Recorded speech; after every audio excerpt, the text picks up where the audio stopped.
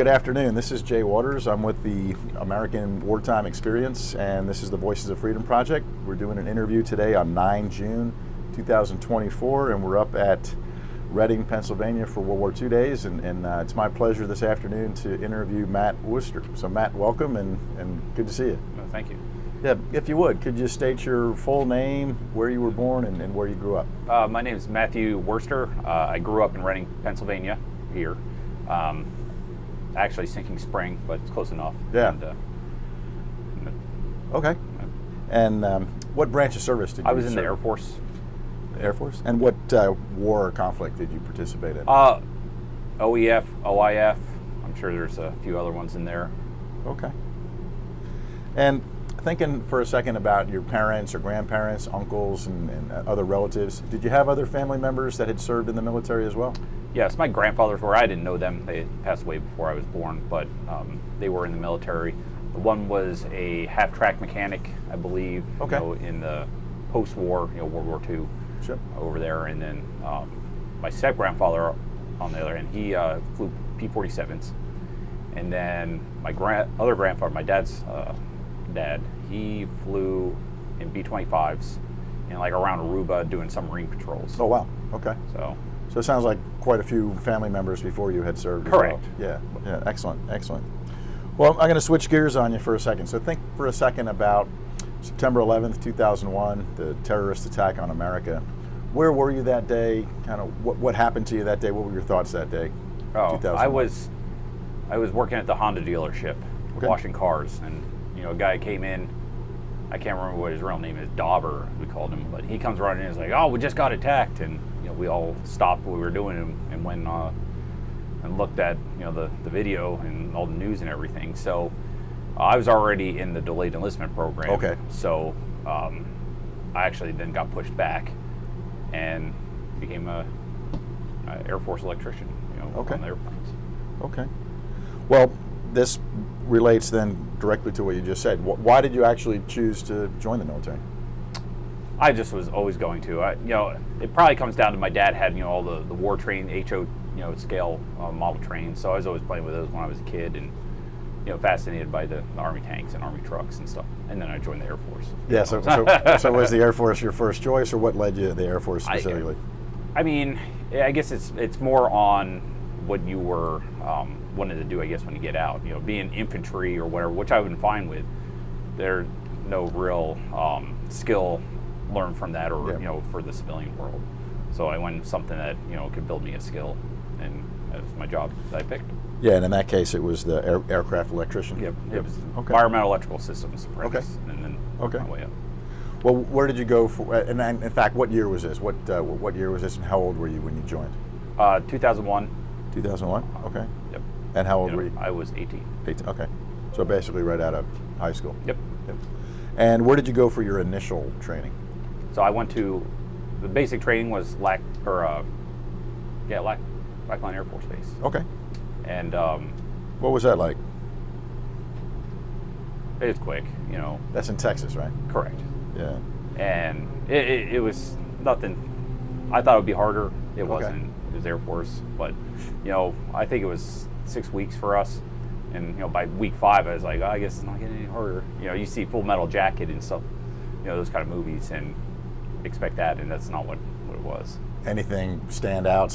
Was there something very challenging, or anything funny, unusual happen? One of the bizarre things is, we had to fold the shirts just perfectly so all the lines lined up, and it's silly, but. Well, were you a good recruit? Oh no. No. They had me as an element lead, and then I got fired from that because I'd be, tall and goofy, so. Okay.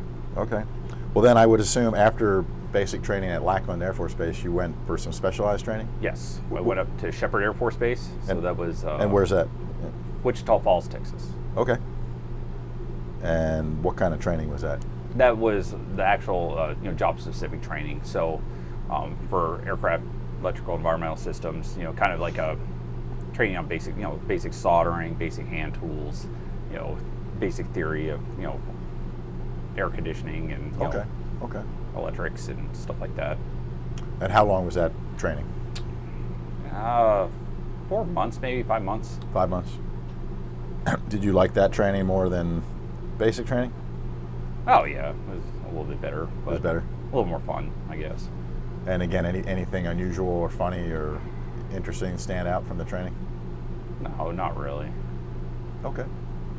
I'm just going to ask briefly about your first couple assignments, and then I want to jump into OIF and your deployments. But Okay. what were your first couple assignments like? Oh, I was at Dyess Air Force Base for like 16 years. Okay. So it's kind of an oddity. Most people don't stay there that long, especially in my career field.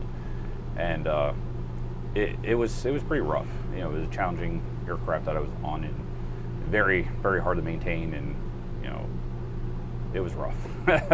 Well, and for somebody that doesn't know where Dyess Air Force Base That's is. West Texas. West Texas? Abilene, Texas. Abilene, Texas? West Okay. Texas. West Texas. Yeah, we had our plane, I was on B-1 bombers. B-1 bombers? Okay. Yep. And it is a very difficult plane to maintain, always breaking, always having issues, you know. So we're constantly working, hot, cold, constantly working. Yeah, well, just maybe, you were there 16 years, so this might be a hard question to answer, but just kind of describe a typical day or a series of days. What was your duty day like? What was it like? So typically, yeah, when we come in, we do roll call. We usually had 3 shifts, night shift, swing shift, day shift, and we get turned over from the other shift, and then go out there and figure out what's broke. The planes will be landing from their training sorties, flying around, and break in, and they land. We go try to figure it out, get ready for the next shift, Okay. and basically we just kept turning over, work or whatever was left, and sometimes we just sit around if there was no work. Yeah. Occasions. Well, so even with the shift, was it pretty predictable, and did you have weekends off or days off? Yeah, you'd have weekends off. We'd have a rotating weekend duty crew. Okay. Now, depending on our manning levels is how often you pull weekend duty, or if there's other things going on, like exercises, playing the war games and Sure. stuff like that. Or if we're just busy or somebody else is busy, worked a lot of weekends. Okay. So. Okay. Yeah. And to me, that sounds unusual that somebody would be assigned to the same base for 16 years. Was that something unique there? It is. I put in for orders like anybody else would, and I never got them. And then I just stopped. I had a kid, and I stopped trying. Okay. Because anywhere I go would put me in the same situation. So there was no benefit to, and so I didn't try to put in for orders maybe for 5, 6, 7 years or so. But we got absorbed by a different organization. So we were Air Combat Command. We got absorbed by Global Strike. They were the ones that had the B-2s and the B-52s. Okay. So they absorbed us into the mega bomber fleet because we were with the fighters kind of. So they came around and they're like, hey, do you guys want to go to the other Global Strike bases? Well, I didn't want to go to any of those other. I'd rather stay where I was at. And then they came around again. It's like, hey, where would you like to go? Because I have a lot of time on station, so they're trying to move people around. And I told them where I wanted to go. I was like, okay, I'm ready. Didn't hear anything about it. So my house, I had a 2-car garage. I need more room, so I was looking to buy a shipping container. But before I did that, I wanted to figure out what was going on because I never heard anything. So the highest, it was our functional on base for my career field. I ran into her and I asked her, I was like, hey, have you heard anything about this? And she's like, no, let me ask. And then I got an email from her the next day. It's like, if you don't put in for a short tour overseas, you're going to get one. So then I put in for one, and then I went to Incirlik Air Base. Okay, in Turkey. In Turkey. Yeah. Yep. What year was that you went to Turkey? 2018. Okay. We might come back to Turkey, but did you deploy to OIF or OEF first? I think it was both. Oh, both at the same time? Mm-hmm. Okay. Well, then I'm trying to get my head around this. So were you supporting operations from Turkey or from Dyess, or how did you get? My first deployment, we went to Diego Garcia. Okay. And we flew bombing sorties out of there, for Iraq and Afghanistan, wherever we were fighting at the time. That was like 2006, I think. Yeah, so just talk about Diego Garcia, even what it is, where it is. Diego Garcia is in the British Indian Ocean. Okay. It's a little tropical island, so it's a pretty good deployment location. very boring because there's not much to do. It's a very small island, and it's not set up for anybody to live there. There's no city or anything like that. So it's basically all military, Navy, and pretty cool place to go. And then from there we started deploying to Qatar, LUD Air Base. Well, let me just ask a couple more questions about Diego Garcia. Whoops, got me. I'm sorry. So it's an island, basically a military island. And what were your living conditions like on Diego Garcia? We were in tents. Tents? Okay. It was basically 5 people to a tent, and they had a little room sectioned off for us, and a little common area with a little fridge, and so it wasn't too bad. And how was the food, and how were the living conditions in it? The food was good. Food was good. The Air Force, the food's always good. Good food. Did you get some time off though? And if you did, what kind of things could you do? Oh yes, we'd have time off. So they had little bars there. You could drink alcohol? You could, yes. And then you could go explore the island. So they had a plantation at their coconut plantation a long time ago. So you could go see what's left of that. Okay. There was a PBY flying boat. We went and found that.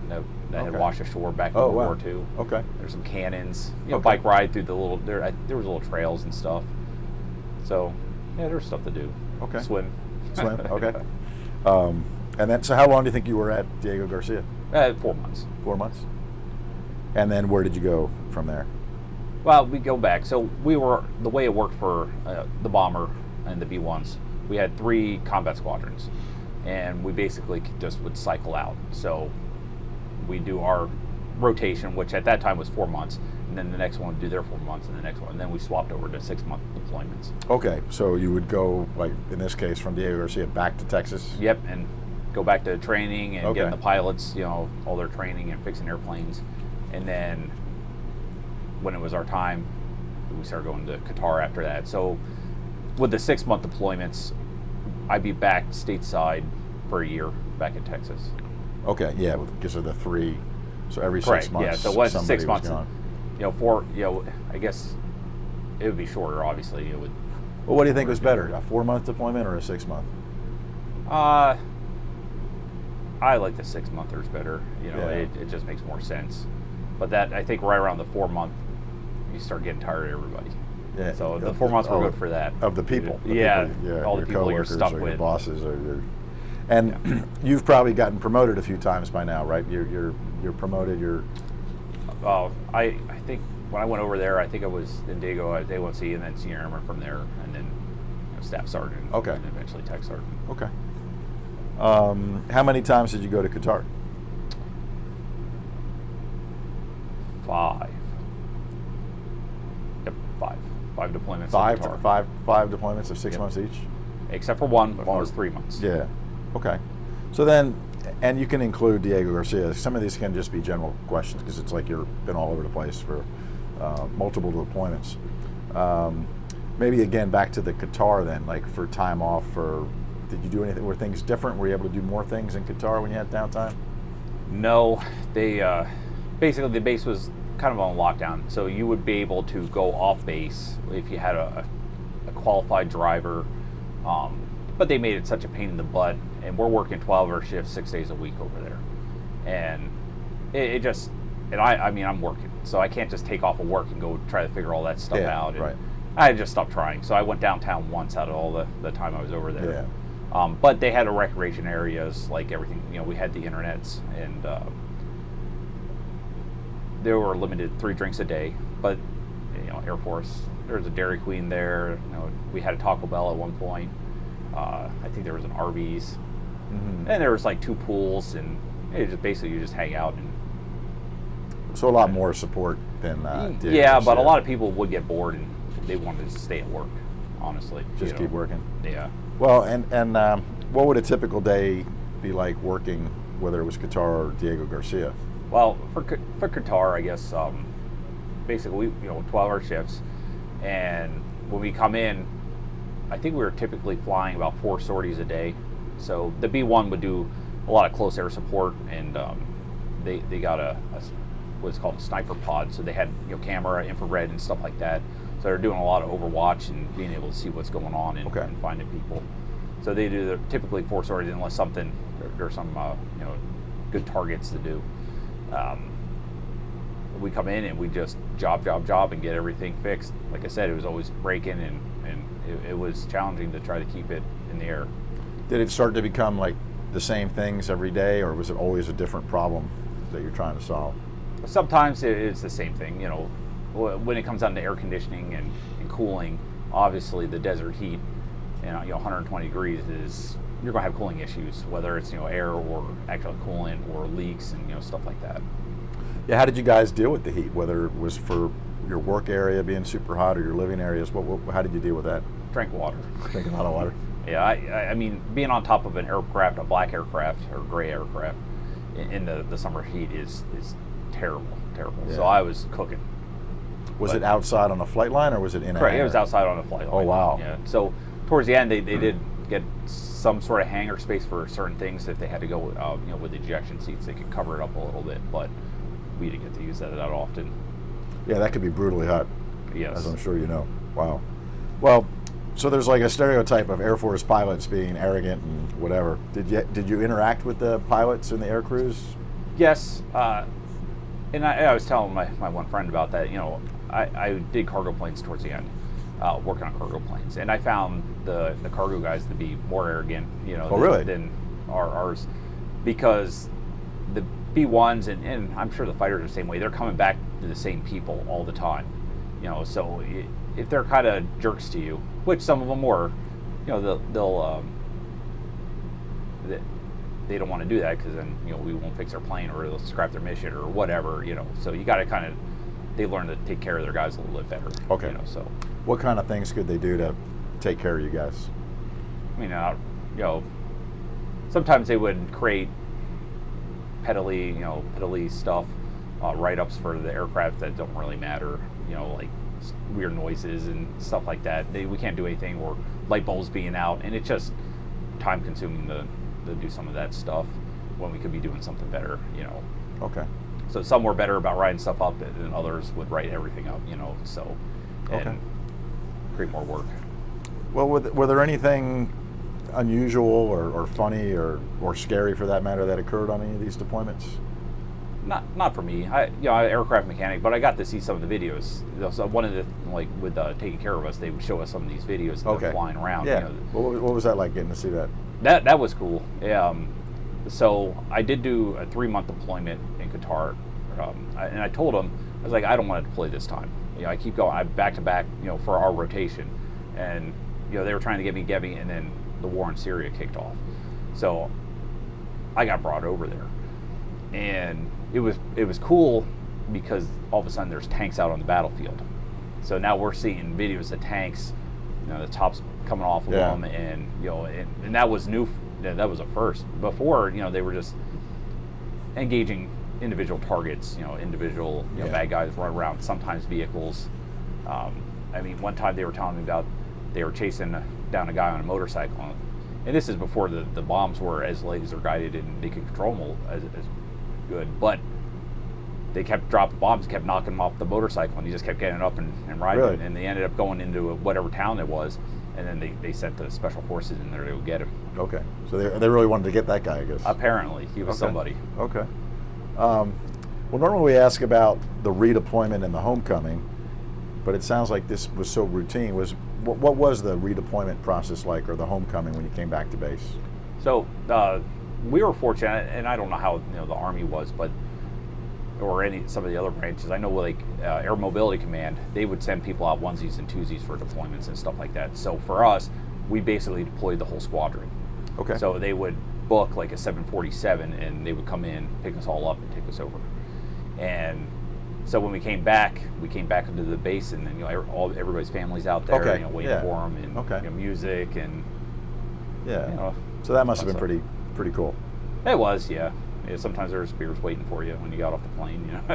Okay. Well, while you were deployed, did you have opportunities to stay in touch with family and loved ones back in the States? Yes. Diego Garcia, we did have internet there, but we had the phone tent.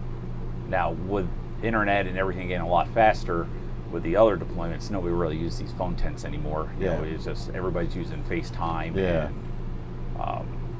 And what was the other one? Were you still writing letters or anything, or? No. No. Yeah. Okay.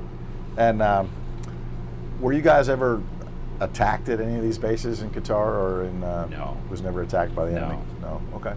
I mean, I heard the Taliban had an office downtown in Qatar, you know, but they just had off-limit areas when you go there, and I never heard anybody getting hurt or in trouble. Okay. Any other specific incidents? Unusual, funny, scary? No, the one crew came down when they landed, and they were convinced that they found a Yeti up in the hills of Afghanistan. So I always thought that was the funniest thing. To me, I saw the video. The video just looks like a little guy, but they're saying this guy was running through, 4-foot snow drifts up a hill. And you did see the guy kind of walking down towards a village or a hut, but he went flying up the mountain and jumping ridges and stuff. So whether that's true or not, I don't know. But and that would have been what, in Afghanistan, up in the mountains? Afghanistan, yeah. So what do you think? Was it true? I hope so. You hope so? I'm waiting to see the video on YouTube, when they release it. Yeah. Did you receive any medals or awards for your service? I had, I think it was 5 commendation medals, Air Force commendation medals, and 2 achievement medals. Excellent. Well, do you keep in touch with anybody, particularly from the deployments? You keep in touch with any of the guys that you served with, or gals? Oh, sure, I do. I was actually in a wedding just last weekend, for a guy that, I was his first supervisor when he came in, so. Okay, excellent. Yeah, and tell me again, when did you retire? 2021. Okay.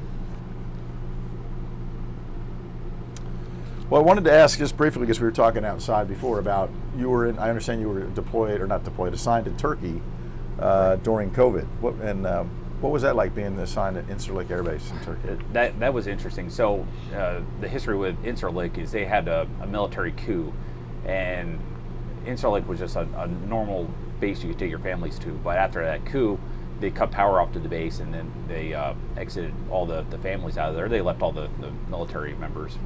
And ever since then, the base was on lockdown. So, they did start scheduling some trips to go off base so you could go sightsee, but for the most part, we were on lockdown the whole time. Now, we, had a bowling alley and all that stuff, but you're just stuck on the base. And our mission there is basically a gas and go, basically for cargo planes and stuff, Okay. So we did small maintenance if it needed. Usually couldn't do much, but we try. And COVID kicked off. They basically would not let anybody come in. No flights were coming in, so we probably didn't have any planes come in for a month. Oh wow! And then because of that, they shut down finance, the hospital, chow halls were still open and stuff like that. But anybody that didn't need to be worked, so everybody's just basically sitting at home on base with nothing to do. So what did you do? They were partying. Okay. Yeah, everybody's having parties, and they're getting mad and yelling at people because weekday, duty day. But they didn't want anybody congregating, even though there was no confirmed COVID on our base. So, that's what people are doing. Since they weren't going to work, they were just partying and hanging out in the room playing video games. But by themselves, sounds like, for the most part. Yes. No, that's fine. I'm just trying to get a feel for it, because that must have been weird. It was, and it was very frustrating if you're trying to get anything done, like especially through finance and the hospital, because nobody was there. So I was getting ready to go out of there, so trying to get the checklist signed, so you can PCS, and then they finally started, laxing up on the lockdowns, I guess. And were you a supervisor at this point of other airmen or I was, yeah. But supervisor aircraft mechanics, that was it. Okay. So some extra responsibility, taking care of yourself, looking out for your men. Correct. Yeah. But we didn't have any planes, so basically we just take the radio home and wait to hear anything. And then even after that, the planes started coming in, but it was a lot slower, and they might overshoot and go somewhere else instead. So. Okay. And then what was when you retired in 2021, what was your retirement like? I had a ceremony at Dover Air Force Base, Okay. which was actually kind of cool. They had a museum out there. Obviously, you know, dressed the way I am, Yeah. it was pretty neat. And then I just did my time, got out, you know, and moved back home with my parents because, again, COVID, you know, messed up the housing market, and it was 2 years before I found a house that was acceptable for me, and then I could actually get an offer in also. So. Well, so somebody watching this video, we're talking all this Air Force, but you're wearing an Army uniform. So maybe put that in perspective of what, you're a reenactor. Maybe just explain that a little bit. So, yeah, before I joined the military, I got into the reenacting. So one of the founding members of the air show that we're, you know, at right now, he was my history teacher. So we started reenacting with his group, and, you know, I've basically been doing that since high school. And it was before I joined the Air Force, so that's why I don't go around, you know, pretending to be Air Force, I guess, or Air Corps. That's good. That's good. Well, Matt, I've just got a couple questions left for you.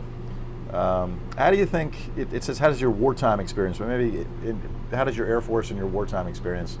How's that affected you and kind of how you view the world? Oh, well, I can read people a lot better, you know, than most people. You know, so. Unfortunately, you kind of start expecting the worst out of people sometimes, and you see the bull crap a lot quicker. Other than that. Okay. And the second to last question is, thinking, you know, 30, 40 years in the future from now, kids or grandkids or future generations, what would you want them to know about you and your military service? Oh, geez, I don't know. I consider myself, you know, one of the best electricians, you know, that worked on the bomber. I don't really even claim the cargo planes, really. I didn't do it long enough, and but, you know, I busted my ass, you know, a lot, and got those planes up in the air. And, you know, with troops in the ground, it was very important to, you know, I didn't bullshit around. Yeah. Playing games or, you know, whatever. I get the planes fixed so we can get up there and make sure the troops in contact have air support.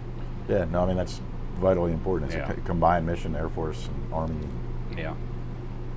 Well, and then the last question is truly the last question. Is there anything else that you wanted to cover or talk about or revisit? No, like I said, I was the Air Force. It's not super exciting, you know. I just fixed planes, and that was it. Well, it sounds like you were very good at your job, and Matt, it's been a pleasure getting to talk to you this afternoon. Right. So thank you.